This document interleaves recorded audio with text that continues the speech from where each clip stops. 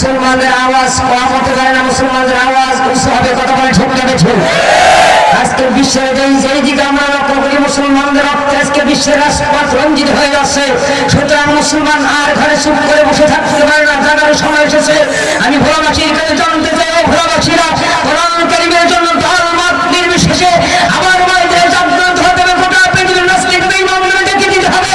মুসলমানরা চুপ করে বসতে পারে না। একবার হুঙ্কার দেওয়ার উত্তরসূরিরা আবার যদি গোটা পৃথিবীর ভিতরে থাকতে পারে, এই গোটা পৃথিবীর নাস্তিক বেঈমানরা মুসলমানদের মাতামাতি করে মুসলমানদের পথ ধরে আসতে বাধ্য করে বলে লিখতে পারে। যদি কোরআনের ময়দানে আবার কোরআন কারীমের পাখিদের জন্য আবার ডাক আসে, ভোলাবাসীর কাছে জানতে চাই দল মত নির্বিশেষে আল্লাহ দ্বীন প্রতিষ্ঠান চলাকালীন ময়দানে থাকতে প্রস্তুতে দোয়াটা মাইকে দেবেন।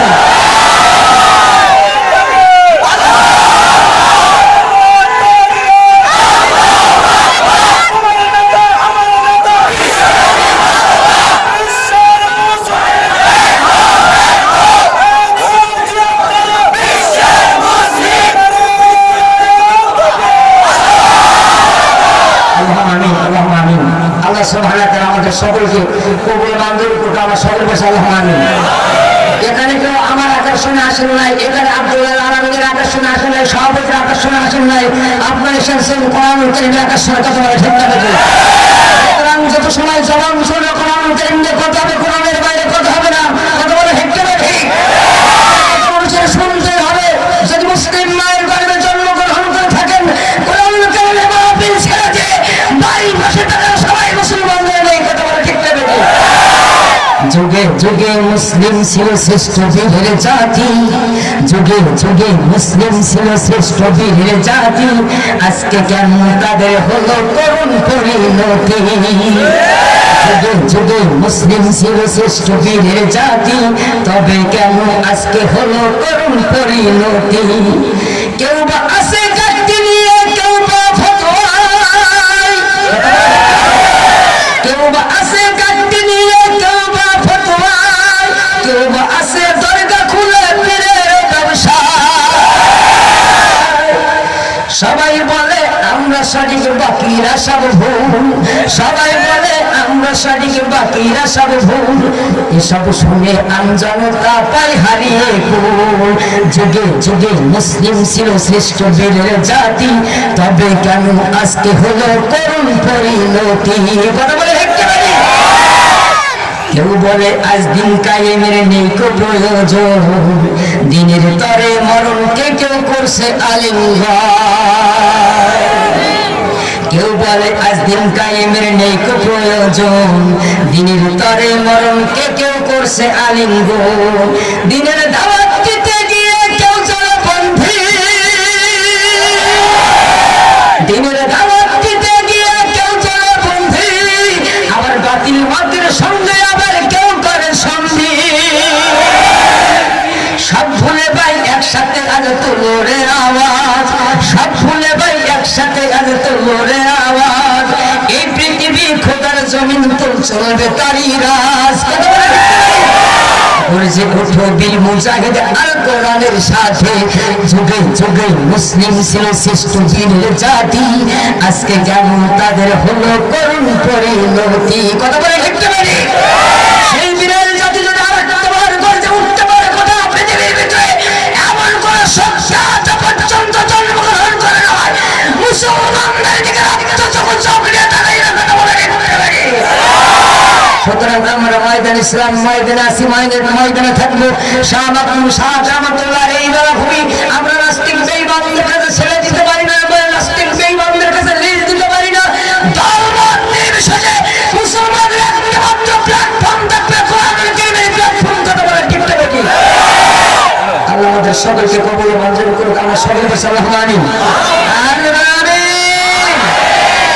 এখন তখন চলবে আমার আজকে অত্যন্ত পরিশ্রম করে জবির মাকে মুজাহিদরা তাফসীরুল কোরআন মাহফিলের আয়োজন করেছেন। হৃদয় থেকে তাদের জন্য দোয়া করা দরকার। কথা বলে ঠিক না ঠিক? এবং আজকে মাহফিলের সমাজের সভাপতি সাহেব আমি অবাক হয়ে গেছিলাম, উনি যখন দুপুরে নিজে খেদমত করেছিলেন নিজে হাতে করে, আল্লাহ সুবহানাহু ওয়া তাআলা ওনাকে আসুন সমস্ত প্রশংসা জ্ঞাপন করছি সে মহান আল্লাহ সুবহানাহু ওয়া তাআলার পাকের দরবারে যে আল্লাহ রাব্বুল আলামিন বাদ মাগরিব থেকে শুরু করে কোরআন এবং হাদিসের কিছু আলোচনা শোনা বোঝা এবং সে অনুযায়ী আমল করার জন্য কোরআনুল কারীমের ময়দানে জান্নাতের বাগানে জান্নাতি কিছু মেহমানদের এসে বসার সুযোগ করে দিলেন। এজন্য পাকের দরবারে প্রশংসা জ্ঞাপন করছি। সবাই সমস্যার বলছি আলহামদুলিল্লাহ। আর একটু বড় জোরে বলা দেন আলহামদুলিল্লাহ। শুকরিয়া জ্ঞাপন করছি সে বিশ্ব মানবতার মুক্তি দেশের আখিরি জামানার পয়গম্বর তাজদার মদিনা জনাবে মুহাম্মদ রাসূলুল্লাহ। সবাই তো হাজিরিন, কোরআনুল কারীম থেকে দুইটা আয়াত তেলাওয়াত করেছি, সূরা ইব্রাহিম 24 এবং 25 নম্বর আয়াত।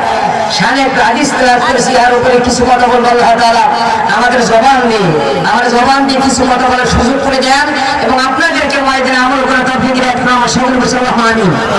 আর আমিন। আসুন কালামে পাক থেকে আমরা তেলাওয়াত করে নিই। আউযু বিল্লাহি মিনাশ শাইতানির রাজিম। বিসমিল্লাহির রাহমানির রাহিম। আলাম তারা কাইফা দারাবাল্লাহু মাসালান কালিমাতান তাইয়িবাতান কাশাজারাতিন তাইয়্যিবা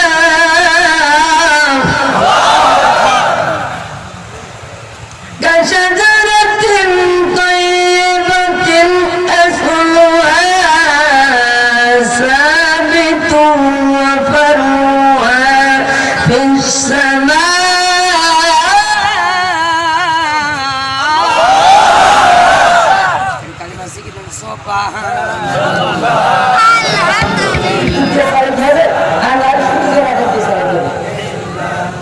সুবহানাল্লাহ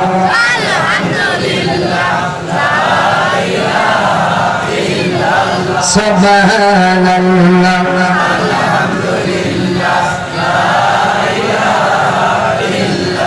সুবহানাল্লাহ লা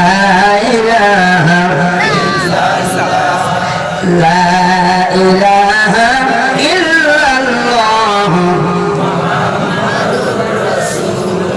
কেমন করে ঘুমাও তুমি, কেমন করে ঘুমাও তুমি ফজর করে কাজা। এমন তো হতে পারে জোহরে জানাজা। কথা বলে দেখতে পারে একান্ত আপন জনরা। আসুন সামনে যে গায়ে যায় আল্লাহ সুবহানাহু ওয়া তাআলা বিশ্বের ভিতরে ডাক দিলেন, নবী গো আমার আমি উপমা দিলাম। আলম তারা তুমি কি ডাকো না? ও নবী আমার তুমি কি ডাকো না? কাইফা দারাবাল্লাহ আল্লাহ কেমন করে দৃষ্টান্ত দিলেন, উপমা দিলেন। মাসালান দৃষ্টান্ত উপমা কালিমাতান তাইয়্যিবা কালিমা তাইয়্যিবার দৃষ্টান্ত দিলেন। তাইয়্যিবাতুন কাশাজারাতিন তাইয়্যিবাতিন একটা উত্তম বৃক্ষের সাথে কালিমা তাইয়্যিবার ব্যাখ্যা দিলেন, দৃষ্টান্ত দিলেন কে? আল্লাহ রাব্বুল আলামিন ডাক দিলেন নাসুহা সাবিতু ওয়া ফারউহা ফিস সামা। এই কালিমা তাইয়্যিবা এমন একটা কালিমা যার মূল পৃথিবীর নিম্নতল দেশে চলে গেছে আর যার শাখা প্রশাখা আরশে আযীম পর্যন্ত চলে গেছে। আল্লাহু আকবার। তার মানে কালিমা তাইয়্যিবাকে সরাইতে পারা যাবে? আর জোরে বলেন। তাই কালিমা তাইয়্যিবার আওয়াজ গোটা পৃথিবীর প্রত্যেকটা অন্ধের অন্ধে শুনবে। এই কালিমা তাইয়্যিবার আওয়াজ তো নিশ্চিন্ন করতে পারবে? আল্লাহ রাব্বুল আলামিন একদম আনবী আমার তোতে উকুলানা কুল্লাহিম।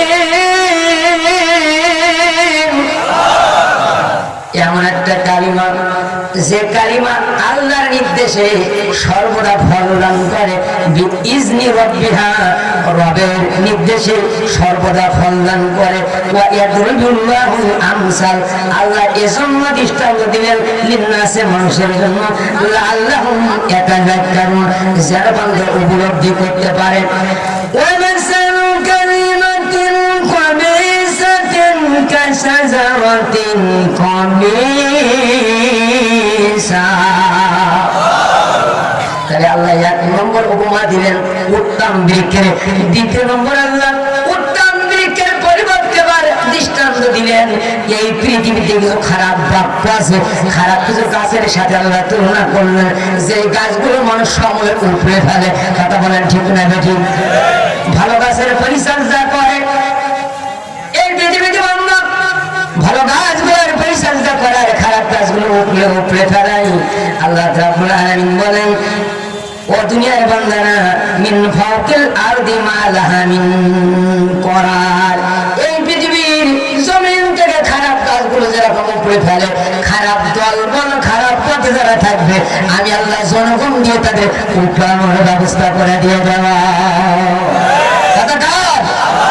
আল্লাহ বলছেন খারাপ কাজগুলো যেরকম বান্দা উপরে ফেলে, খারাপ কাজগুলো জমিনে রাখতে চায় না, খারাপ বাক্যের উপরে যারা প্রতিষ্ঠিত, মানব রচিত মতবাদের উপরে যারা প্রতিষ্ঠিত, মানব রচিত মতবাদ দিয়ে যারা সমাজ চালাতে চাই, জীবন চালাতে চাই, রাষ্ট্র পরিচালনা করতে চাই, আমি টু বলে আমি আল্লাহ সুবহানাহু ওয়া তাআলা এই জনগণ দিয়ে তাদের উপরে এমন কায়দায় ফেলে দিয়ে দেবো গোটা পৃথিবীর কোনো শক্তি তাদের ঠেকাতে পারবে না। কথা বলা ঠিক না ঠিক? আল্লাহ সুবহানাহু ওয়া তাআলা আল্লাহ রাব্বুল আলামিন বলেন ও নবী আমার আলাম তারা ইল্লাযীনা বাদদালু নি'মাতাল্লাহি কুফরান ওয়া আহাল্লু কওমাহুম দারাল বাওয়ার। আল্লাহ বললেন নবী তুমি কি দেখো নাই, তুমি কি লক্ষ্য করো নাই এই পৃথিবীতে কিছু মানুষ রয়েছে আমার নিয়ামতকে অস্বীকার করে কুফরি দিয়ে পরিবর্তন করে দিতে চায়, আমার নিয়ামতকে অস্বীকার করে কুফরি দ্বারা যারা পরিবর্তন করতে চায় আমি আল্লাহ তাদের অস্তিত্ব রাখবো না। এরা কুফরি দিয়ে শুধু পরিবর্তন করে ক্ষান্ত হয় না, এরা আমার বান্দাদের ঘর বাড়িগুলো তছনছ করতে চায়, কিন্তু আমি আল্লাহ সুবহানাহু ওয়া তাআলা তাদের ইজ্জত দানকারী। একটু জোরে বলা যায় সুবহানাল্লাহ, আর জোরে বলেন। আমার বাপজন আমার মায়ের জাতিরা এখন সাড়ে নজর না যাবে তাফসীরে বোঝা, জোরে বলেন যাবে না। আল্লাহ নবী আখিরি জামানার পয়গম্বর হাবিব নবী আমার জনাবে মুহাম্মদ রাসূলুল্লাহ সাল্লাল্লাহু আলাইহি ওয়াসাল্লাম দাওয়াত নিয়ে গেলেন আবু জেহেলের বাড়িতে। আবু জেহেল বিশ্বনবীর অত্যন্ত মহব্বত করত, যখন বিশ্বনবী কালিমার দাওয়াত দেই নাই। কথা বলেন ঠিক না ঠিক? আল্লাহ নবী আখিরি জামানার পয়গম্বর হাবিব নবী আমার আবু লাহব অত্যন্ত মহব্বত করত, আবু জেহেল কম মহব্বত করত না। যখন এই কালিমার দাওয়াত দেই নাই, হঠাৎ করে আবু জেহেল একদিন দুপুরবেলা খানা খাইতেছেন, এই সময় আবু জেহেলের কানে কে যেন ডাক দিয়ে বলে তোমার ভাতিজা মুহাম্মদ আজকে সকাল থেকে দুপুর হয়ে গেল কিছু খাই নাই, একটা উটের গলা জড়াই ধরে চোখের পানি ছেড়ে দিয়ে কান্দে, কেউ তারে সেখান থেকে আনতে পারে না। তোমার ভাতিজা খাইবে না আর তুমি খাইবে, এটা তো হতে পারে না। আবু জেহেল অর্ধেক খানা খেয়েছে, আবু জেহেল ডাক দিয়ে বলে বাকি খানা খাইবো মুহাম্মদকে সঙ্গে নিয়ে, আর দেরি করবো না। আবু জেহেল দৌড়াইতে দৌড়াইতে চলে গেল। বিশ্বনবী ডাক দিয়ে ভাতিজা মুহাম্মদ কেন তুমি উটের গলা জড়াই ধরে কান্দো? বিশ্বনবী ডাক দিয়ে বলে ও আমার চাচা যান, আমি এই পথটি যখন আসছিলাম উটটা আমার মুখের চাহনি দিয়ে ডাক দিয়ে বলে মুহাম্মদ রে এই পৃথিবীর কোনো মানুষ আমার চোখের ভাষা বুঝবে না, এক নয় দুই নয় 7 দিন না খাওয়া উঠানি। এই সমাজের যদি কোনো ব্যক্তি মারা যায়, যদি কোনো ব্যক্তি মারা যায় তার মনে করে কবরের পাশে তার বেঁধে রেখে আসবে, উঠ না খেয়ে খেয়ে মারা যাবে আর ওই ব্যক্তিকে স্বর্গে নিয়ে যাবে। রাসূলুল্লাহ এই জন্য 7টা দিন আমার খাইতে দেন নাই। আপনি এতিম নবী, আপনার কাছে ছাড়া এই কথার কারোর সঙ্গে আমি বলতে পারবো না। আল্লাহ নবী উঠেই গলা জড়াই ধরে কান্দে, যত সময় পর্যন্ত উঠের খাবারের ব্যবস্থা বিশ্বনবী করতে পারবে না তত সময় পর্যন্ত এক লোকমা খানা বিশ্বনবী গ্রহণ করবে না। এগুলো আমার বিশ্বনবীর আদর্শ, বাল্যকালের আদর্শ। আবু জেহেল বলে, ও মুহাম্মদ, এটা তো আমি সহজে পারবো না, একটু সময় লাগবে। এই কুরাইশ গোত্রের 13টা নেতারা একটা লিখিত চুক্তিনামা করে বাইতুল মুকাররমায় ওই চুক্তিনামা পরিবর্তন না করা পর্যন্ত উটের খাবারের ব্যবস্থা করতে পারবো না। আমার ভাতিজা মুহাম্মদ খাবে না আর আমি খাবো, তা হতে পারে না। তুমি একটু অপেক্ষা করো। দ্রুত গতিতে সেই চুক্তিনামা পরিবর্তন করে উটের খাবারের ব্যবস্থা করেছে সেই আবু জেহেল। বিশ্বনবীর মহব্বতে এই আবু জেহেলের বাড়িতে চলে গেছেন আল্লাহ নবী কোরআনের দাওয়াত নিয়ে। আল্লাহু আকবার বলেন। এত মহব্বত করতো বিশ্বনবীরে, এত মহব্বত করতো বিশ্বনবীরে, সেই বিশ্বনবী আবার দাওয়াত নিয়ে গেছেন। তাই এত আলেমদের মহব্বত করে। এই আলেম যদি কোরআনুল হক কারীমের হকের কথা বলে, মাঝে মাঝে আল্লাহ নবীর একদিন যা হয়েছিল কিয়ামত পর্যন্ত একই কাজ হতে পারে। কথা বলে ঠিক কেন? বিশ্বনবী আখিরি জামানার পয়গম্বর আবু জেহেলের বাড়ির দরজায় সালাম দেওয়ার অনুমতি চাইলাম। চাচা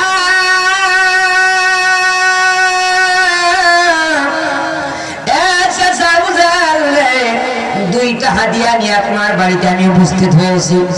আবু জেহেল বুঝতে পেরেছে কি হাদিয়া আনতে পারে। আবু জেহেল বলে, ভাতিজা তোমার কোন হাদিয়া আমি গ্রহণ করব না, তুমি চলে যাও। আল্লাহ নবী বলেন, হাদিয়া তোমার গ্রহণ করা লাগবে চাচা, আমার হাদিয়ার কথা তোমার শোনা লাগবে। বলে, হাদিয়া আমি গ্রহণ করব না, তুমি চলে যাও।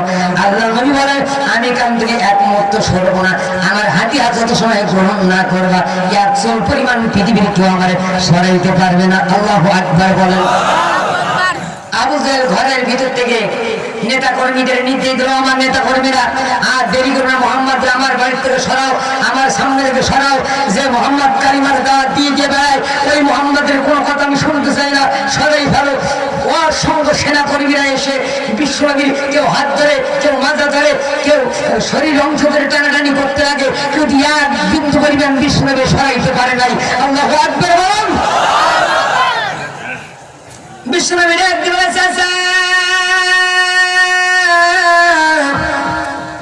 এখান থেকে বেশ কিছুদিন আগে স্মরণ করে দেখেন, যখন আপনার বয়স ছিল 17 বছর, আব্রা কাবা শরীফ ভাঙতে এসেছিল কিনা? আব্রা কাবা শরীফ ভাঙতে এসেছিল, আপনার বয়স তখন 17 বছর। আপনারা কিছু করতে পারেন নাই, মালিকের কাছে দোয়া করেছিলেন, আব্রা ময়দানে টিকতে পারে নাই। আজ আল্লাহর গোলাম, আল্লাহ তোমার ফরিয়াদ করি, আপনারা আমার কোনো ক্ষতি করতে পারবেন না। আব্রাহাম ময়দানে টিকেছিল, যারা বলেন আব্রাহাম ময়দানে টিকে থাকতে পারে নাই। আবু জেহেল বলে, 17 বছর আমার বয়স ছিল, আব্রাহাম বাদশা ছিল, মুহাম্মদ তখন জন্মগ্রহণ করে নাই।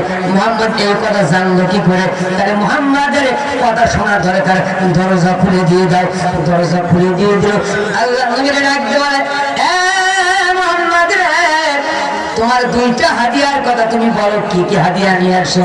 বিশ্বনবী বলেন, এক নম্বর হাদিয়া হলো লা ইলাহা ইল্লাল্লাহু মুহাম্মাদুর রাসূলুল্লাহ। কালিমা জিকির লা ইলাহা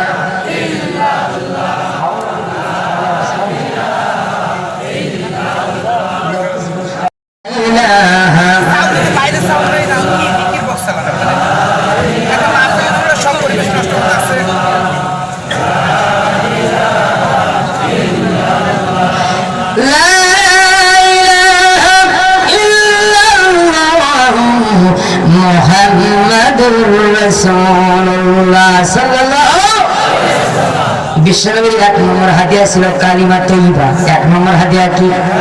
কালিমা তৈয়বা। 1 নম্বর হাদিয়া আল্লাহ নবী দিলেন কালিমা তৈয়বা।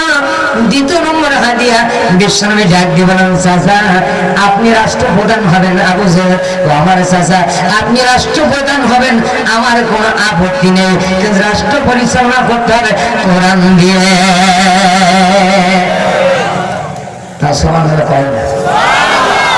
এখন বাংলাদেশে যত দল পার্টি রয়েছে, একটা তুমি দল পার্টি আছে, প্রায় 50-60টা দল আছে। যেই দল ক্ষমতায় যাক, মুসলমানের কোনো আপত্তি নেই যদি কোরআন দিয়ে রাষ্ট্র পরিচালনা করে। কথা বলা ঠিক লাগে? যদি বর্তমান সরকার কোরআন দিয়ে রাষ্ট্র পরিচালনা করে আমাদের কোনো সমস্যা নেই, বিরোধী দল যদি কোরআন দিয়ে রাষ্ট্র পরিচালনা করে আমাদের সমস্যা নেই, বিএনপি যদি কোরআন দিয়ে রাষ্ট্র পরিচালনা করে মুসলমানদের সমস্যা নেই, জামাত ইসলাম যদি রাষ্ট্র পরিচালনা করে কোরআন দিয়ে আমাদের সমস্যা নেই, তাবলীগ জামাত যদি কোরআন দিয়ে রাষ্ট্র পরিচালনা করে মুসলমানদের সমস্যা নেই, যেই দল পরি হোক না কেন কোরআন দিয়ে যদি রাষ্ট্র পরিচালনা করে কোন মুসলমানের সমস্যা থাকে কথা না কথা বলে ঠিক করে। কিন্তু কোরআন বাদ দিয়ে যদি অন্য পথ মত দিয়ে মানব রচিত কিতাব দিয়ে রাষ্ট্র পরিচালনা করে সেটা মুসলমান মেনে নিতে পারে না কথা বলে ঠিক করে। মুসলমানদের একদমই পার্লামেন্ট চালাতে হবে কোরআন দিয়ে রাষ্ট্র চলবে, গণের শান্তি আসবে কথা বলে ঠিক করে।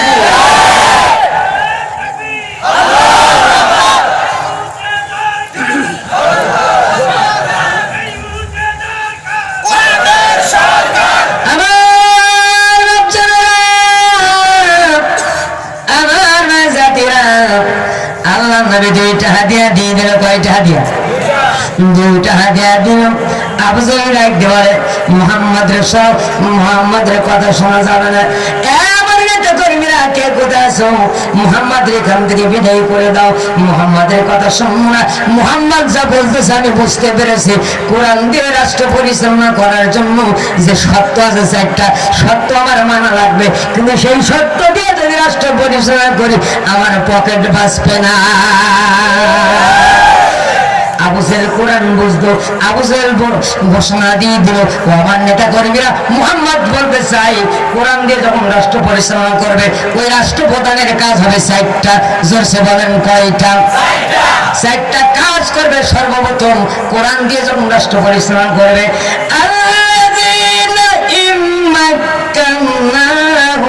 ফিল আরদি ইয়াকুমুস সালাতা ওয়া আতাউল যাকাতা ওয়া আমারু বিল মারুফি ওয়া নাহাউ আনিল মুনকার।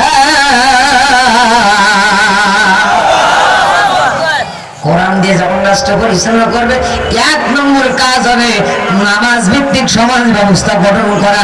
নামাজ ভিত্তিক যদি সমাজ চলে আর তাফসীর মাহফিল দেওয়া লাগবে না। সংসদ থেকে পার্লামেন্ট থেকে একবার ঘোষণা দিয়ে দেবে নামাজ যদি 5 ওয়াক্ত না পড়ো 10,000 টাকা জরিমানা আর 5টা করে বেতের বাড়ি। ওযু করুক আর না করুক মুসলমান নামাজ পড়বে। তাই আমাদের তাফসীর করা লাগবে তখন? তাফসীর করা লাগবে না, সভাপতির টেনশন করা লাগবে না, কমিটিরও টেনশন করা লাগবে না, সব টেনশন শেষ হয়ে যাবে যদি কোরআন পার্লামেন্টে যায়। এই জন্য পার্টির শক্তি চাই কোরআন যেন পার্লামেন্টে না যায়। কোরআন পার্লামেন্টে যায় এর পক্ষে যারা থাকবে এরা আল্লাহর দল, আর বিপক্ষে যারা থাকবে তারা বাতিল ফেরেকার দল। ওয়াইন সাবা ওয়াইন সাল্লাহ আল্লাহ বলেন যদি ওরা নামাজ পড়বে যদি ওরা রোজা রাখবে কিন্তু কোরআন প্রতিষ্ঠিত এরা চাইবে না। তাও মুসলমান কথা কয় না। তাই কোরআন ভিত্তিক সমাজ ব্যবস্থা যখন গঠন হবে এক নম্বর কাজ হবে নামাজ ভিত্তিক সমাজ ব্যবস্থা গঠন করা। দ্বিতীয় নম্বরে আল্লাহ রাব্বুল আলামিন বলেন ওয়া আতাউজ যাকাত, যাকাত ভিত্তিক সমাজ ব্যবস্থা গঠন করা। যাকাত ভিত্তিক সমাজ ব্যবস্থা যদি গঠন হয় এই সমাজে আর দরিদ্র মানুষ খুঁজে পাওয়া যাবে না। যাবে বলেন? বাংলাদেশে দরিদ্র মানুষ নাই? আছে। আমি যখন তাফসীর মাহফিলে আসতেছিলাম আমি লক্ষ্য করলাম ডাস্টবিনের খাদ্য ভাগাভাগি করে খাচ্ছে আমার এই মানব জাতের কুকুর একসঙ্গে। নাউজুবিল্লাহ বলতে মন চায় না। 200 টাকার পানি এসে গেছিল। যদি কোরআন ভিত্তিক সমাজ ব্যবস্থা গঠন হয়ে যায়, যাকাত ভিত্তিক সমাজ ব্যবস্থা গঠন হয়ে বাংলার ভূখণ্ডে আর দরিদ্র মানুষ খুঁজে পাওয়া যাবে না। আমার মুসলমানদেরকে বাংলার জমিনে একটা মানুষদেরকে ডাস্টবিনের খাদ্য খাওয়া লাগবে না। কথা বলে ঠিক ঠিক।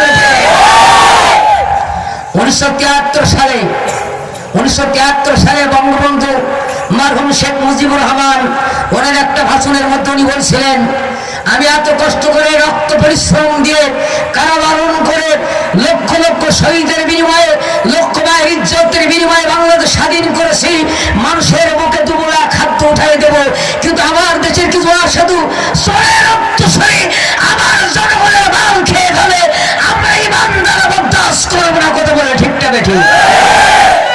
বঙ্গবন্ধু ওই দিন বলছিল, যদি 1971 সালে আমাদের বুকের তাজা রক্ত ঢেলে দিয়ে স্বাধীনতা অর্জন করতে পারি, আমরা কি আরেকটাবার পারবো না? ইমানদারদের শক্তি বেশি। উনার কথা এরকম ছিল, ইমানদারদের শক্তি বেশি না বাতিলের শক্তি বেশি? আরেকটা সংগ্রাম চলবে, কিন্তু নাস্তিক বেঈমান বাতিল শক্তিটা আমরা দেখতে চাই না। কথা বলেন ঠিক করে?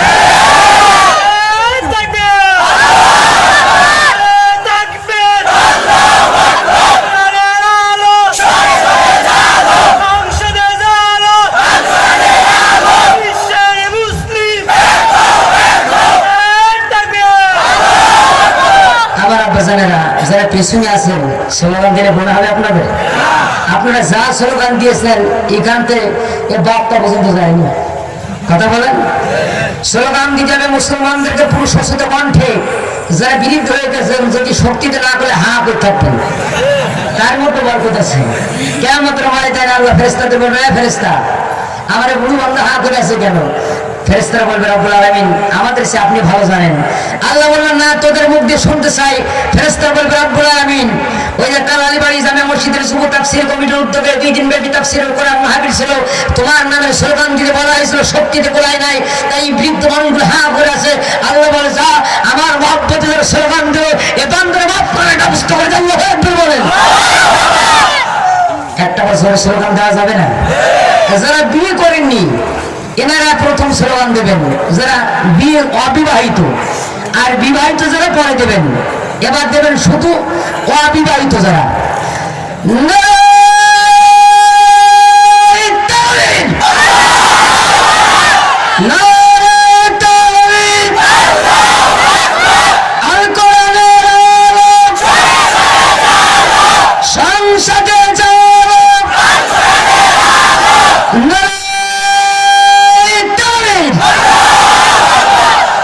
এইবার দেবেন যারা বিবাহিত হয়ে গেছে। আমার সভাপতি কিন্তু বিবাহিত দলে, আমার মেম্বার হেসতেছে, উনিও বিবাহিত দলে, আমিও সেই দলে। কারা জেতার কারা হারে দেখা যাবে।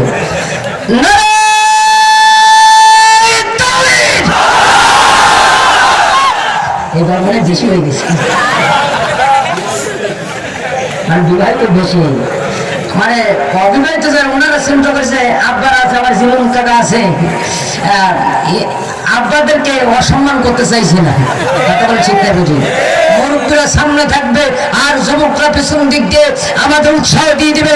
যুবকরা মাঝে মাঝে সামনে আসবে, মুরব্বীরা পেছন দিক দিয়ে যদি আমাদের পরামর্শ দিয়ে দেয়, এই জমিন, এই খোদার জমিন, শাহজালালের জমিন, শাহবাগের জমিন, শাহকারুদ্দৌলার জমিন আল্লাহ আমাদের হাতে ফেরত দেওয়ার কথা বলে ঠিক না বুঝি? বিবাহিত অবিবাহিত একটা বার একসঙ্গে স্লোগান দিতে চাই,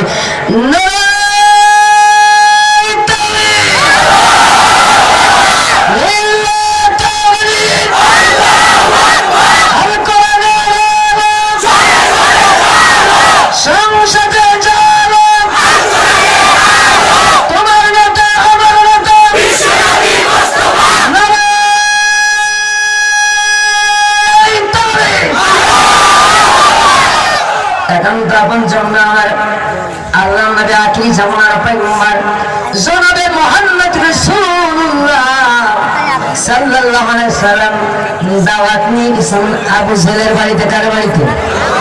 আবু জেলের ডাকতে বলে, আমি বুঝতে পেরেছি মুহাম্মদ কি চাচ্ছে। মুহাম্মদ চাচ্ছে কোরআন দিয়ে যখন রাষ্ট্র চলবে, তাহলে যাকাত ভিত্তিক সমাজ ব্যবস্থা গঠন করা লাগবে। এই যে জেনাবে বিচার চলছে, জেনাবে বিচার বন্ধ করতে হবে।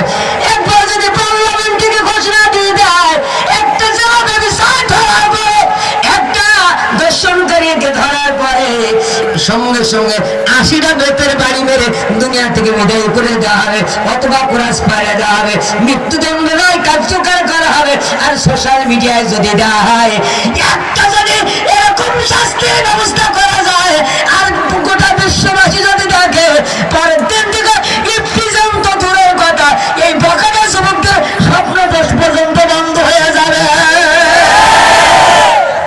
কথা বলে ঠিক কেন? আবু সার ওই দিন বুঝেছিল, তাহলে মুহাম্মাদের এই কথা আমরা বুঝতে পেরেছি। এরপর মোহাম্মদ বলে সৎ কাজের আদেশ দাও, অসৎ কাজের বাধা দাও। আমি আবু জেহেল আমার চেয়ার তো অসতের উপরে প্রতিষ্ঠিত রয়েছে। আমি আবু জেহেল যেই দিন এই চেয়ারে বসেছি সেখান থেকে গোত্র প্রতিনিধির নির্বাচন আর হয় না। আরব দেশের ভিতরে গোত্র ছিল, কি ছিল? গোত্র গোত্র বিভিন্ন গোত্র ছিল। এই গোত্রে মাঝে মাঝে নির্বাচন হতো।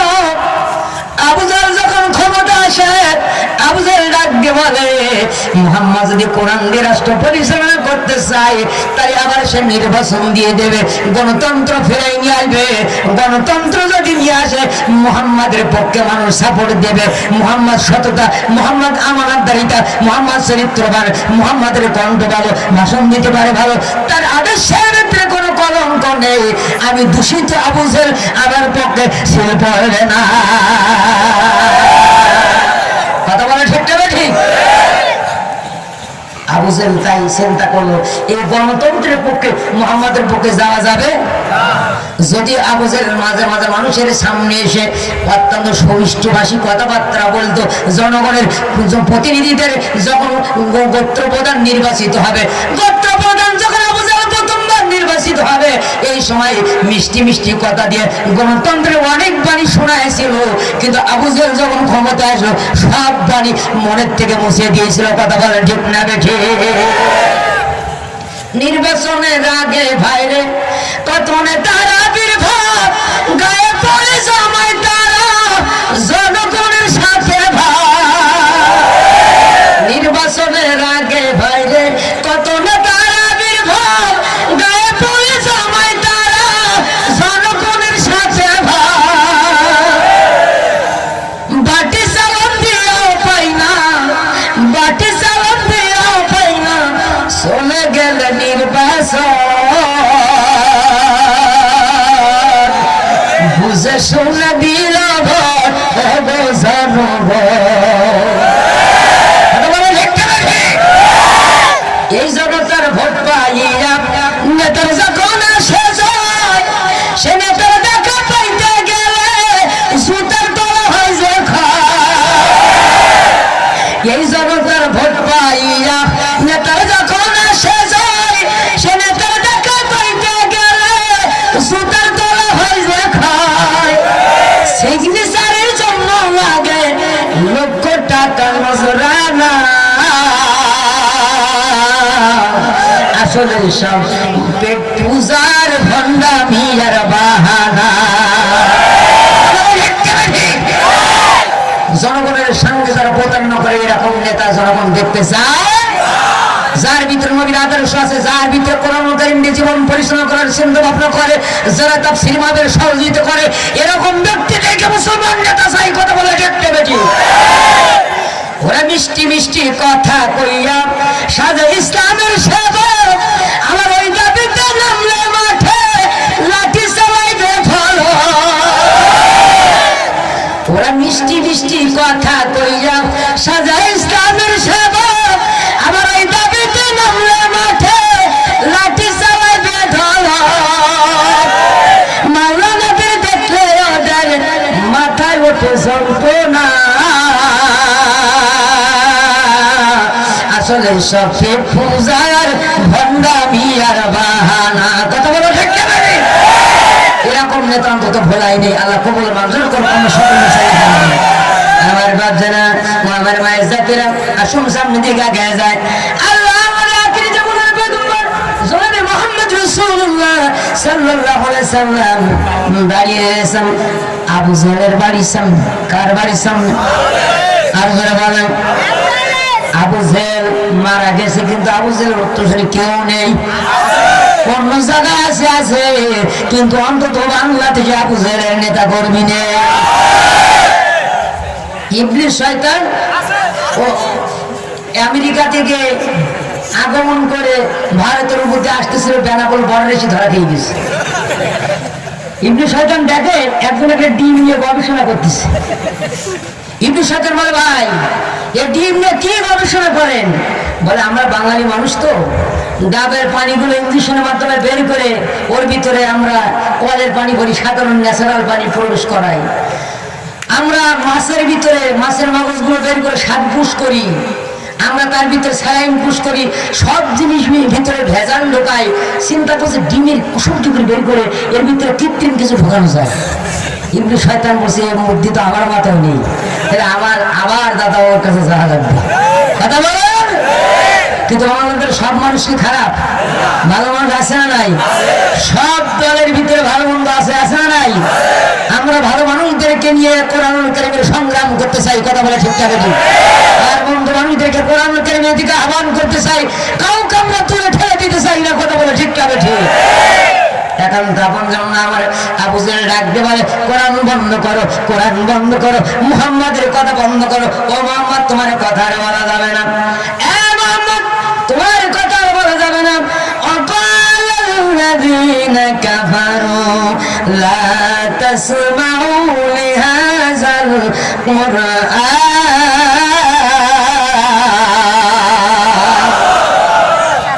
যারা কাফির তারা কোরআনুল কারীমের কথা বলতে দেয়, যারা বলেন দেয় না। আজকে অনেক জায়গায় তাফসীর বন্ধ হয়ে গেছে, কিন্তু আজকের মাহফিলের সভাপতি সাহেব আলহাজ মোহাম্মদ শাহজাহান ব্যাপারী সাহেব বলছে যত পরিশ্রম হোক, থানা হোক, কোর্ট হোক, যা হোক, সবকিছু আমি দেখবো, তাফসীরে চলবে। যারা কোরআনুল কারীমের কথা বলার উন্মুক্ত পরিবেশ করে দেয় আল্লাহ সুবহানাহু ওয়া তাআলা তাদের উপরে রহমত নাযিল করে, কথা বলে ঠিক না ঠিক? আমার বাচ্চারা, আমার মা জাতিরা, আবু জাহেল বলে কোরআন বন্ধ করো, কোরআন বন্ধ করো, কোরআনুল কারীমের কথা চলবে না। আল্লাহর নবী ডাক দিয়ে বলে ইন্না নাহনু নাযালনাল যিকরা ওয়া ইন্না লাহু লাহাফিজুন।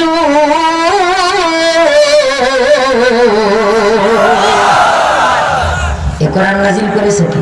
আল্লাহ। আর জোরে বলেন আল্লাহ নাযিল করেছে।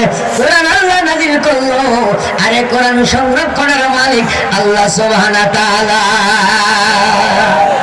দেখেন না, কয়েকদিন আগে ভারতের এক শিয়া মুসলমান নামধারী একজন বেয়াদব, গোটা পৃথিবীর শ্রেষ্ঠ কোরআনগার ওয়াসিম রিজভী আমার কোরআনুল কারীমের 26টা আয়াতের বিরুদ্ধে রুল জারি করেছে।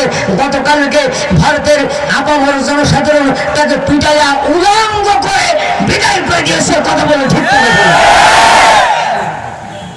26টা আয়াতের বিরুদ্ধে রুল জারি করেছে। মুসলমানদের কলিজায় আঘাত লেগেছে কিনা? সে আওয়ামী লীগ করুক, বিএনপি করুক, জাসদ বাসদ, কংগ্রেস পার্টি, গণপ্রাণ, এনডিপি, তারপরে জামাত, সরমনা, 8,000-এর তারপরে ফুরফুরা, দেওবন্দি, যে দলবাড়ি রয়েছে, যে কোরআনুল কারীমের বিরুদ্ধে কথা বলে, মুসলমান ঘরে বসে থাকতে চায় না। কলিকাতার মানুষ ভারতের মুসলমানরা বুঝাই দিয়েছে কোরআনের বিরুদ্ধে কথা বললে তার এই দুনিয়ায় থাকা হবে না। পিটাইতে পিটাইতে শরীরে কোনো কাপড় ছিল না, বিশাল বড় নেতা, কথা বলেন, নেতা কথা বলে আন্দাজ খুঁজে পায় না। আল্লাহ বলছেন তুইজ্জু মান তাশা ওয়া তুযিল্লু মান তাশা, আমি আল্লাহ যাকে ইজ্জত দেই, আবার যাকে ইচ্ছা ইজ্জত ছেড়ে দেই। আমার কোরআনের বিরুদ্ধে, আলেম ওলামার বিরুদ্ধে, দ্বীনের বিরুদ্ধে কথা বলবো, আমি আল্লাহ বরদাস্ত করব না, অপমান করে দুনিয়া থেকে বিদায় করে দেবো, কথা বলে ঠিক না? সে আল্লাহ আছে না নাই? শুধু ভারতে আছে না বাংলাদেশে আছে? সব জায়গায় আছে, কথা বলে ঠিক না ঠিক? সুতরাং শিক্ষা গ্রহণ করতে হবে। কোরআনের বিরুদ্ধে, আলেম ওলামার বিরুদ্ধে, ন্যায় সুন্দরের বিরুদ্ধে মুসলমানদের জবান দিয়ে একটা যে খারাপ ভক্তি বের হয়, তোমার কণ্ঠ মালিক আল্লাহ সুবহানাহু ওয়া তাআলা সে কুত্তা দিয়ে খাওয়ানোর ব্যবস্থা করে, কথা বলে ঠিক না ঠিক? এই ভারত তারা আমরা যাদের বন্ধু ভাবি, এখান থেকে বেশ কিছুদিন আগে কলকাতার হাইকোর্টে আমার কোরআনের বিরুদ্ধে রুল জারি করেছিল, কথা বলে ঠিক না ঠিক? ভারতের কলকাতার শাহী মসজিদের ইমাম ইসমাইল বুখারী খুতবায়, জুমার খুতবায়, আমাদের বাংলাদেশের মতো ইমাম না, সভাপতির কিনা গোলাম হয়ে গেছে অনেক ইমাম, কথা বলেন। সভাপতি ভয়ে কথা বলতে পারে না, সেক্রেটারি ভয়ে কথা বলতে পারে না, এলাকার চাকরি চলে যাবে তার ভয়ে কথা বলতে পারে না। শাহী মসজিদের, কেন্দ্রীয় মসজিদের ইমাম ইসমাইল বুখারী ওই দিন বলছিল আমার কোরআনের বিরুদ্ধে একটা রায় যদি কলকাতার আদালত বাস্তবায়ন করতে চায়, যেই জাস্টিস কোরআনের বিরুদ্ধে রায় দেবে তার জিহ্বা বাবার কাম দিয়েছে আমার পায়ে ধরে নিয়ে আসবো। আমি ইসমাইল বুখারী যত সময় জীবন চলবে তত সময় কোরআনুল কারীমের পক্ষে থাকবো, কথা বলে ঠিক না?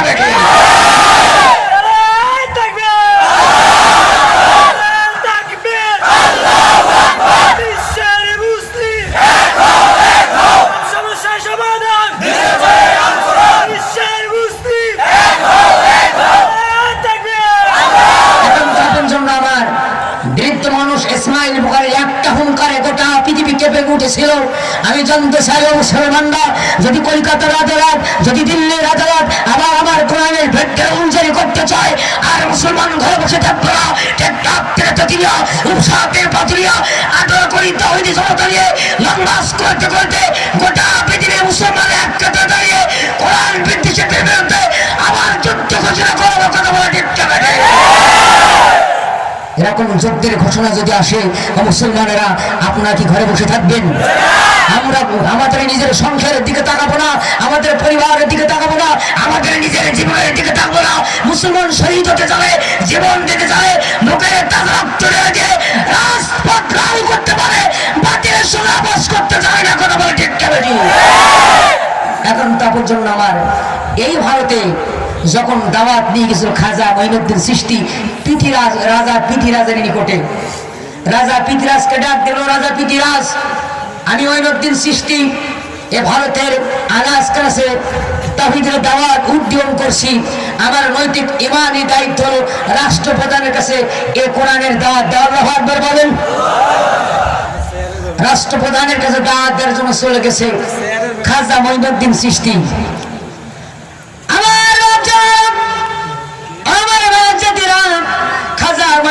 সৃষ্টি যখন দাঁত নিয়ে গেল, পৃথিরাজ ডাক দিয়ে বলে, ও খাজা মঈনুদ্দিন, তুমি আমার চেনো না, কারিমার ডাক দিয়ে আমার কাছে আসছো, এক মুহূর্তের জন্য তুমি এখানে থাকতে পারবো না, চলে যাও, নাহলে তোমার আমি অ্যারেস্ট করবো, এখান থেকে তোমার বিদায় করে দিয়ে দেবো। খাজা মঈনুদ্দিন সৃষ্টি ওই দিন ডাক দিয়ে বলছিল, এই জীবন আর মানবের মালিক কিন্তু তুমি না, আমার আল্লাহ। ওরে জীবনের মালিক তুমি সারা জীবন চলে না, ওরে জীবনের মালিক তুমি সারা জীবন চলে না, তুমি আমারে, তুমি আমারে সকল সাধনার জীবনের মালিক তুমি সারা জীবন চলে না। ঠিক না ঠিক? চক্ষু দিলে দেখার জন্য, হাত দিলে কাজের জন্য, চক্ষু দিলে দেখার জন্য, কান দিলে শোনার জন্য, হাত দিলে, মুখ দিলে, দিলে দুটি পারে জীবনের মালিক তুমি সারা জীবন চলে না। কথা বলে ঠিক পারি? কোরআনুল কারীমের পক্ষে হুঙ্কার দিয়েছিল, কোরআনুল কারীমের পক্ষে হুঙ্কার দিয়ে পৃথিরাজের বিরুদ্ধে দাঁড়ায় গেল একটা রাষ্ট্রপ্রধানের সামনে। একজন বান্দা পৃথিরাজ ডাকতে বলে, ও সেনাপ্রধান, আর দেরি করো না, খাজা মঈনুদ্দিন চিশতিকে এখান থেকে সরাই নিয়ে যাও। একে একে অসংখ্য সেনা সদস্য তারা টানতে আরম্ভ করলো, এক বিন্দু পরিমাণ তারা সরাইতে পারে না। আর তো জোরে বলে না সুবহানাল্লাহ, কালিমা জেগে দেন সুবহানাল্লাহ।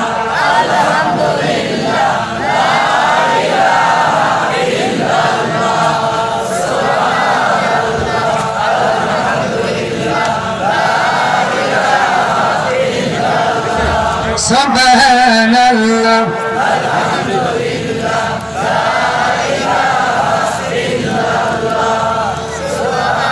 সুবহানাল্লাহ,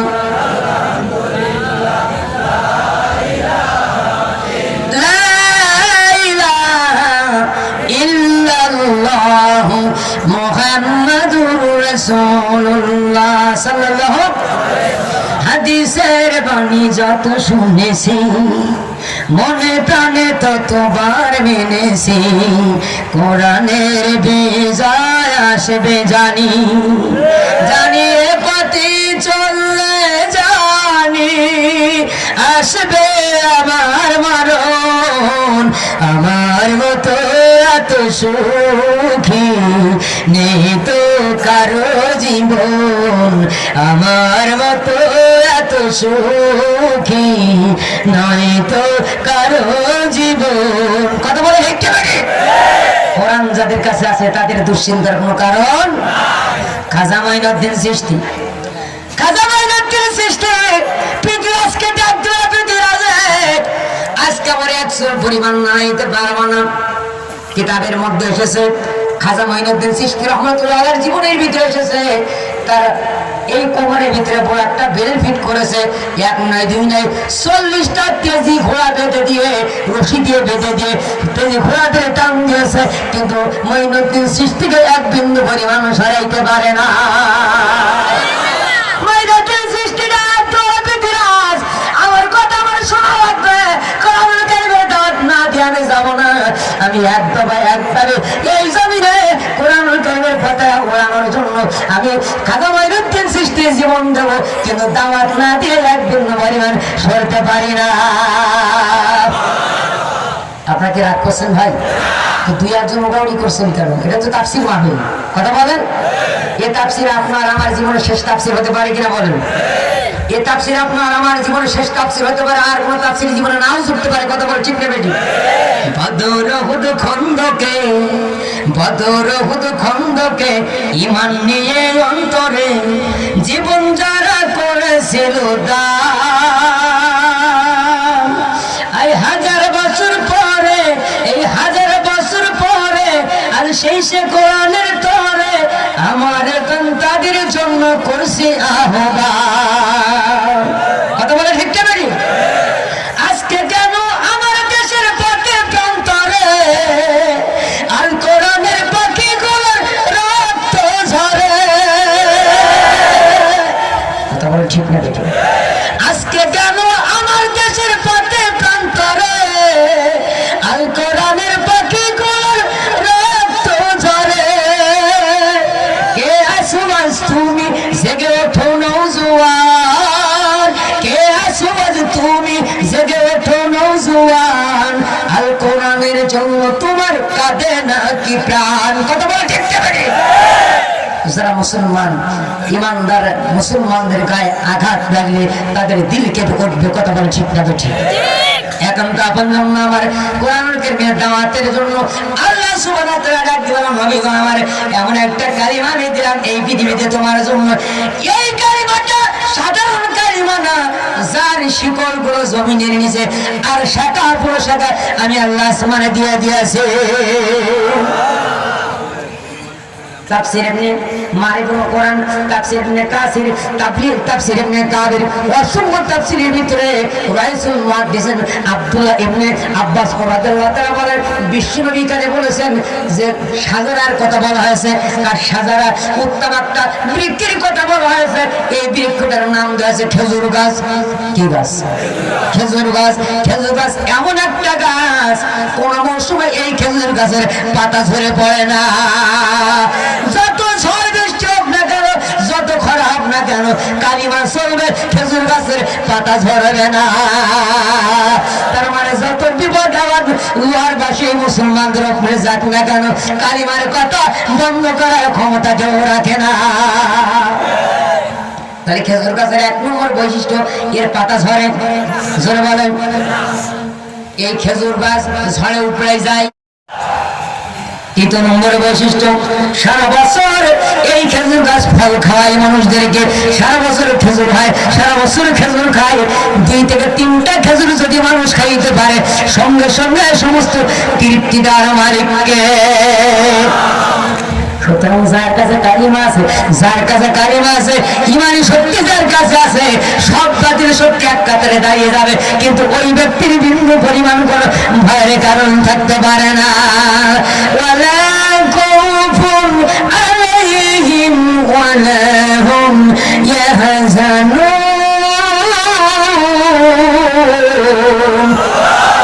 ইন কুনতুম মুমিনিন।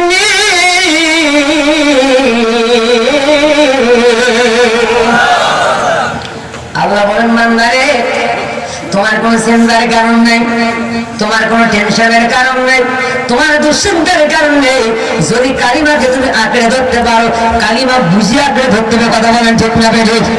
এই কালিমার দাওয়াত দিয়ে গেছেন, দিদি গেছেন বিশ্বনবী আবু জাহেলের বাড়িতে। আবু জাহেল রাখতে পারে, তুমি সরবা কিনা বলো? বিশ্বনবী বলে সরব না। বিশ্বনবী ওরা সরাইতে পারেন নাই, 2টা দাওয়াত দিয়েছে, তারপর বিশ্বনবী সরেছে। ওরা বলল মুহাম্মাদের শক্তি কত, শক্তির পরীক্ষা হবে, ও মুহাম্মাদের শক্তিতে যদি তুমি পরাজয় বরণ করো, কথা দিতে হবে, কালিমা কালিমা ছেড়ে দিয়ে আমাদের দলে শামিল হয়ে যাওয়া। আল্লাহ নবী ডাক দিয়ে চাচা কথা দিলাম যদি পরাজয় বরণ ময়দানে করি আমি বিশ্ব নবী কালিমা ছেড়ে দিয়ে দেবো, ময়দানে আর কথা বলবো না। ওরা চলে গেল। গোটা পৃথিবীর শ্রেষ্ঠ পুস্তকার নাম তার রোকানা। নাম কি? রোকানার কাছে চলে গেল। আমার ভাতিজা নাম তার মোহাম্মদ। এই মোহাম্মদরা তো ক্ষমতা আজকে অসংখ্য সেনা সদস্যদের দিয়ে টানতে আরম্ভ করলাম, মোহাম্মদরা সরাইতে পারি না। গোটা পৃথিবীর শ্রেষ্ঠ পুস্তকার তুমি, একটা দাবি তোমার কাছে, মোহাম্মদের পুস্তক তুমি বিদায় করে দিতে হবে, পরাজয় বরণ করে দিতে হবে। যদি মোহাম্মদ পরাজয় বরণ করে কথা দিয়েছে এই মোহাম্মদ আমার সঙ্গে আর লড়বে না, আমার পদতলে চলে আসবে, আমার দলে শামিল হয়ে যাবে। রুকানা ডাক দেওয়ারে ও আবু জেহেল, এটা আমার জন্য কোনো ব্যাপার না, এই মোহাম্মদের বিদায় করে দিয়ে যাবো। মোহাম্মদ ময়দানে টিকতে পারবে না। একবার জোরে বলেন নাউজুবিল্লাহ। আবু জেহেল দলগির বাড়ি আসছে আনন্দ করতে করতে। কার বিদায় করবে? জোরে বলেন। বিশ্বনবীর বিদায় করা সহজ? আবু জেহেল দলগির এসে বলে এ ভাতিজা মোহাম্মদ আজকে কথা দিতে হবে, রোকানা সে যুদ্ধ হবে, পুষ্ট হবে আগামী রবিবার, ময়দানে তুমি থাকবা কিনা বলো?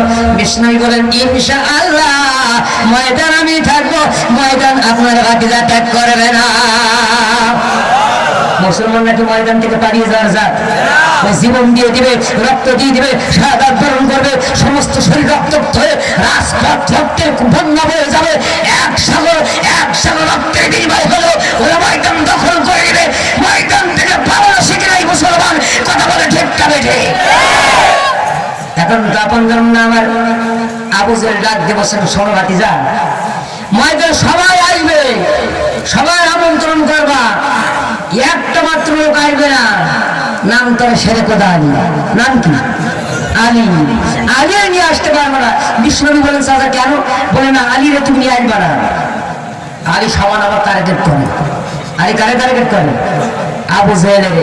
যারা আলীর উত্তরসূরি আছে এদের দেখলে আবু জেহেলের উত্তরসূরি ভয় করে কিনা বলেন? যারা বলেন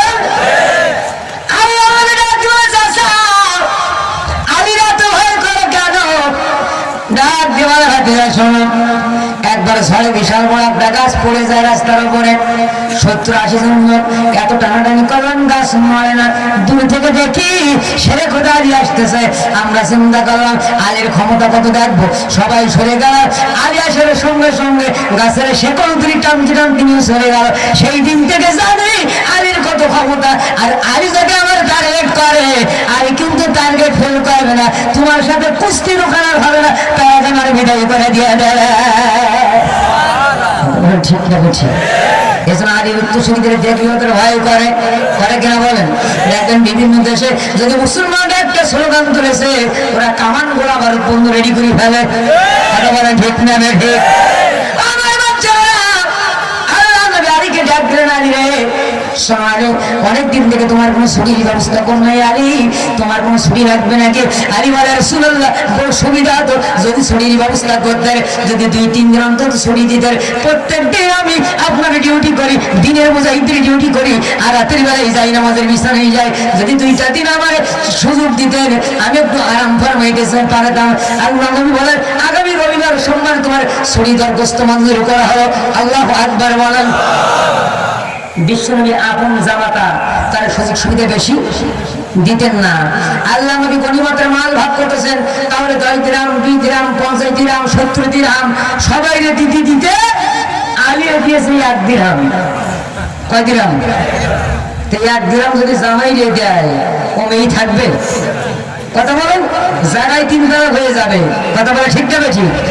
বিশ্বনবীর বিচারে দেখেন সবাই বেশি বেশি দিয়েছেন, কম দিয়েছেন কারে? আপন জামাতারে। আপন জামাতারে যখন কম দিল শেরেকোদা আলীর মনটা মলিন হয়ে যায়। আলী মুখখানা নিচু করে আস্তে আস্তে বাজারের দিকে চলে যায়। আল্লাহ নবী ডাকতে বলে এ আমার সাহাবারা যাও বাজারে চলে যাও, আজকে বাজারে করে নিয়ে আসবা। আজকে আমি বিশ্বনবী তোমাদের বাড়িতে মেহমান হব, কার বাড়ি মেহমান হবে এখন বলবো না, তোমরা বাজারে চলে যাও। পকেট যদি গরম থাকে বাজার করতে সময় লাগে, সবাই দ্রুত গতিতে বাজার করে নিয়ে গেছে। সেরে কথা আলী এই যে পার্শ্ববর্তী মাত্রা ঘাট বাজারে যেয়ে থাকে একটা তরমুজ নিয়ে বসে আছে আর বাজারে কিছু নেই। মুখ কান মলিন করে আস্তে আস্তে বলছে, ভাই 1 দিরহাম দিলে আপনার তরমুজটা দেবেন? বলে যান নিয়ে যান। 1 দিরহাম দিয়ে তরমুজ নিয়ে আস্তে আস্তে চলে আসতেছেন বাড়ির দিকে। বিশ্বনবী সাহাবা সবাই ডাক দিয়েছেন। সেরে কথা আলী চলে আসছেন। ইতিমধ্যে আবু বকরকে ডাক দিলেন, ও আবু বকর রে, ওমার একটা পাথর জ্বালাইতে আরম্ভ করো। পাথর জ্বালানো আরম্ভ হয়। সাহাবারা ডাক দিলেন, রাসূলুল্লাহ আমাদের বাড়িতে মেহমান হতে হবে। আল্লাহ নবী ডাক দিয়ে বলেন, এ সাহাবারা একটা পরীক্ষা দেওয়ার পর আমি তোমাদের বাড়িতে মেহমান হয়ে যাব। কি পরীক্ষা রাসূলুল্লাহ? আল্লাহ নবী পাথরের নিকটে নিয়ে গেল। এই পাথরের একটা দিনের হিসাব দিতে হবে। যদি হিসাব দিতে পারো তোমাদের বাড়িতে মেহমান হবে, নতুবা তোমাদের বাড়িতে আমি বিশ্বনবী মেহমান হব না। আল্লাহু আকবার বলেন। সবার মুখ পুড়িয়ে কালো হয়ে গেছে। এই আগুনের পর দাঁড়িয়ে দাঁড়িয়ে একদিনের হিসাব দেওয়া যায়? শেখ আলীর মুখটা এবার আস্তে আস্তে মুচকে মুচকে হয়। ডাক দিব, রাসূলুল্লাহ যদি অনুমতি দেয় আমি শেখ আলী আজকে অগ্নিকুণ্ডের পাথরের দাঁড়ায় দাঁড়ায় হিসাব দেওয়ার জন্য প্রস্তুত হয়ে গেছে। বিশ্বনবী বলেন, আলী কেমন করে হিসাব দিবা? আলী বলে, রাসূলুল্লাহ তরমুজটা আমি কিনেছি 1 দিরহাম দিয়া, আর একটা মাত্র দিরহাম আপনি দিয়েছেন। পাথরের কারণ দিতে আবার বলবো 1 তরমুজ, আল্লাহ তো বলবার বলবো 1 দিরহাম। আল্লাহু আকবার বলেন। বিশ্বনবী মুস্কে হাসিতে বলেন, সাহাবারা রে, একটা দিনের হিসাব তোমরা দিতে পারো না, কিয়ামতের ময়দানে ওই দিন বিচার হবেন, বিচার করবেন কেউ? যারা বলেন দুনিয়ার বিচার আর আখিরাতের বিচার এক বিচার নয়। বিচারপতি তোমার কাছে বিচার না পেলে কোথায় বিচার পাবো আমি? কার কাছে গেলে ঠিক না বেটি? মানুষের সুবিচার বিবেক বন্ধে টাকার ফান্দে, কোর্ট কাছারির দ্বারা দ্বারা সুবিচারের বাণী কান্দে। কত দোষীরা দেখি ছাড় পেয়ে যায়, কত দোষীরা দেখি ছাড় পেয়ে যায় কোরআনের পাখি জেলে। কোথায় বিচার পাবো আমি? কার কাছে গেলে কথা বলে ঠিক কেন? বিশ্বনবী আমার সুবিচার করে দিলেন। চলে যাও। আলী বাড়িতে চলে গেছে। বিশ্বনবী চলে গেলেন জিহাদের ময়দানের দিকে। বুঝতে হবে বিশ্বনবীর সঙ্গে রোকানার কার সঙ্গে বুঝতে হবে। আমি কোনো কেসা কাহিনী বলছি না, কিতাব থেকে বলছি। যেই রোকানার শেষ পরিণতি কি হয়েছিল জানা দরকার আছে না নাই? এবার শুনে যাবেন না, আগে চলে যাবেন। আপনাদের ধৈর্য ধরে আমি ওয়াজ করবো না। মাত্র 10:30 বাজে, আমার সময় 11টা পর্যন্ত। 11টার আগে আপনারা চলে যাবেন? আমার ফেলা রেখে চলে যাবেন আপনারা? কারা কারা ময়দানে শেষ পর্যন্ত থাকবেন? দুহাতে মাইকে দেখাই দেন। লিল্লাহি তাকবীর, নারায়ে তাকবীর, লিল্লাহি তাকবীর, নারায়ে তাকবীর। যে আওয়াজ তুলে ভরে মুসলমান ভয় কাঁপিত কাফেরা বেঈমান, তোরে সে হুঙ্কার এই ময়দানে একবার। লিল্লাহি তাকবীর, নারায়ে তাকবীর। আল্লাহর হাত নামান। একজন উঠবেন না। আপনি অহংকার করেছেন আমরা শেষ পর্যন্ত যাবো, 11টা বার করবো না। কথা বলে ঠিক না বেটি? 2 থেকে 3 মিনিট এই কাপসির মাহফিল জন্য খেদমত চলবে। এই যে সমস্ত স্বেচ্ছাসেবক ভাইরা আছে খুব দ্রুত ভেতরে চলে যাবেন। 2 টাকা 5 টাকা 50 টাকা 100 টাকা যে যা দিয়ে পারেন ভেতরে যান, সবাই ভেতরে চলে যান। আগামী তাফসীর হবে না। কথা বলে ঠিক না বেটি? মুসলমান চাই সমস্ত জায়গায় তাফসীর বন্ধ হবে, বলার তাফসীর বন্ধ হবে না। কথা বলে ঠিক না বেটি? ভলেন্টিয়ার ভাইরা দ্রুত যায় না, করে পিছন দিক থেকে ঢুকবে, চতুর্দিক থেকে ঢুকবে। সবাই নেবো 3 থেকে 4 মিনিট। পর্দার ভিতরে আমরা জানলাদের ওখানে ছোট ছোট বাচ্চারা